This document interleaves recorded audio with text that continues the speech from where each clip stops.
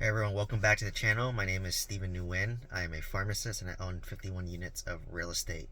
So I created a video recently talking about property management and what I learned after hiring a bad property manager.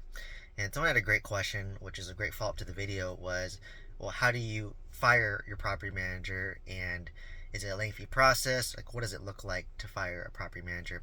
So in my case, my property manager was my mobile home park manager, which I didn't like. They didn't do a good job. And the hard part I found with mobile home parks was it's hard to replace them because not many property managers want to manage a mobile home park, specifically an off-site property manager, which then manages the on-site property manager. So it's hard to find a replacement off-site property manager, and it's hard to find an on-site property manager who's usually a resident that lives in the park, right? So it's hard on two levels.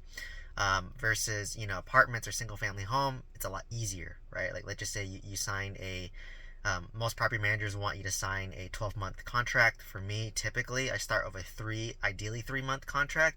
If not, I'll do a 6-month contract. But if they check out and they do great, then it'll renew on I think every annual basis or whatever. You can negotiate whatever you want. But for me, I don't want to lock or be married to a property manager in my apartment complexes. Like for my apartment complex, my 26 unit, I had a contract I think for like 6 months, and after that I think it renewed. I want to say month to month for some reason, or it just could have been renewed for a year. It's been a while, but I haven't had to look at the contract because the property managers have been really good. They've been really on it, and I've been using them for 3 years, and they've been consistent, right? Like every time I text them, they respond.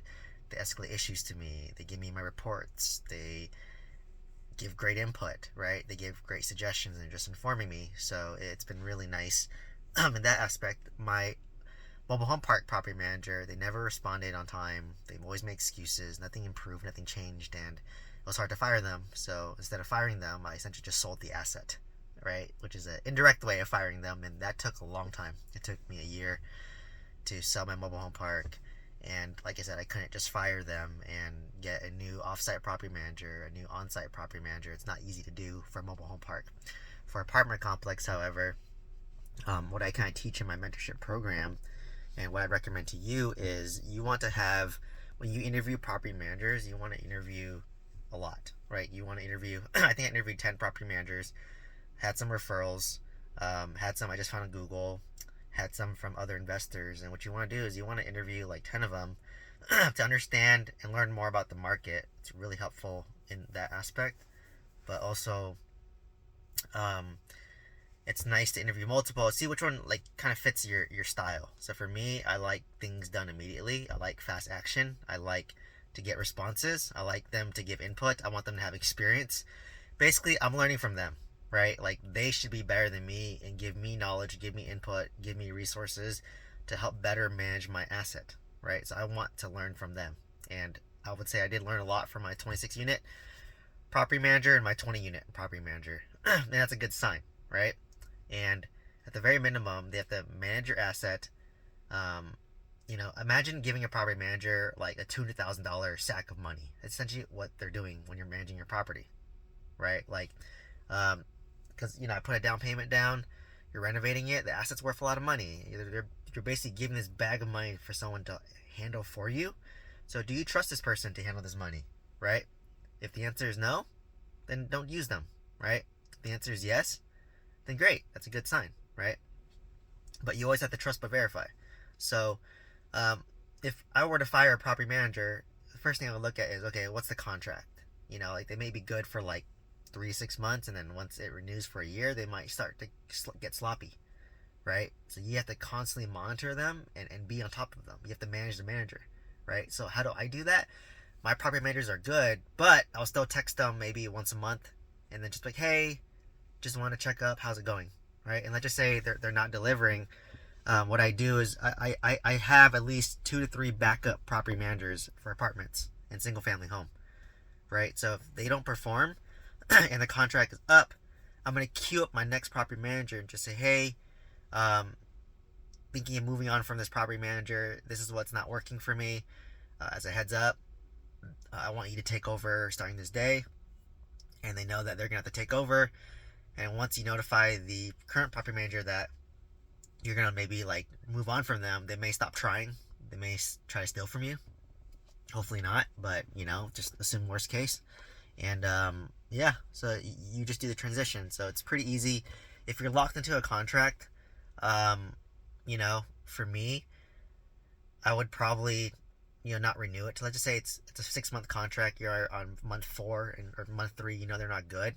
I would probably kind of mention my discontent and find ways to improve it, be transparent. But let's just say it's month five, they haven't improved despite all that. I just would say, okay, hey, we're not going to renew the contract, and then assume the worst for that last month.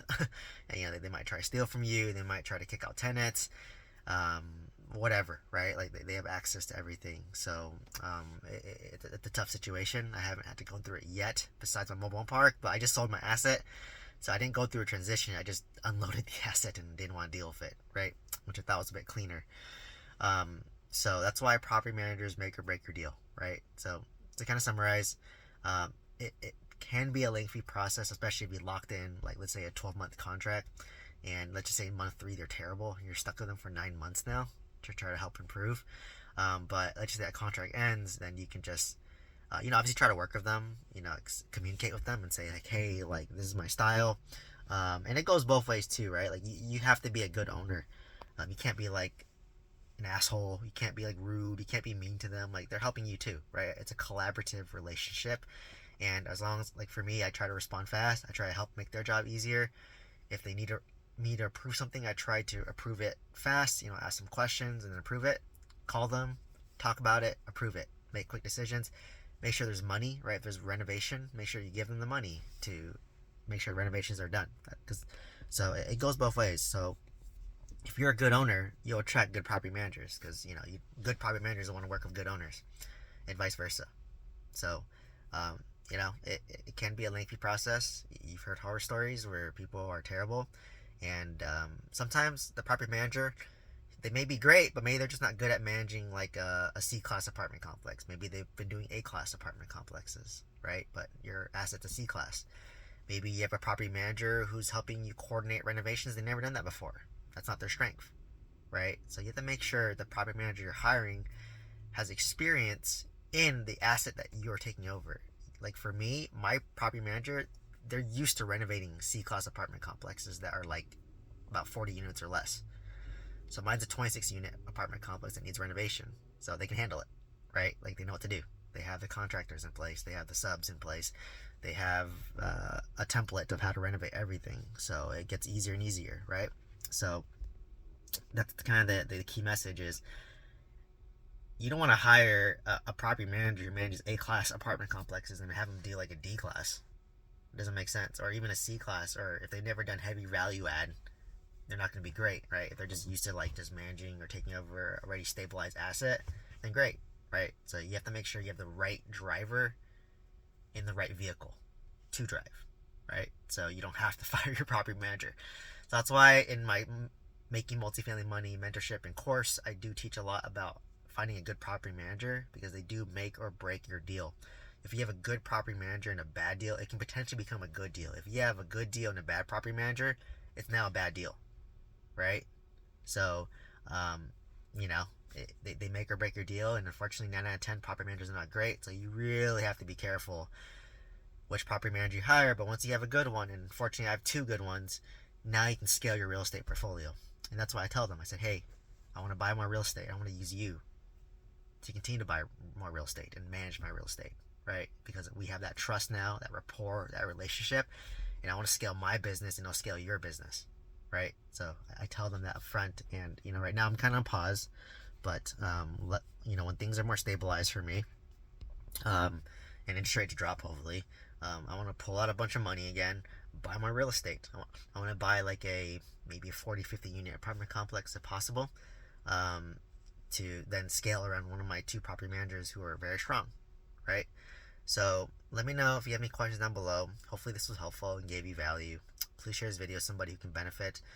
If you want to check out my course or mentorship program, check out the link down below. You can send me an email directly. Email is also in the link down below. But please like, comment, subscribe, and I hope to see you in the next one. Thank you so much.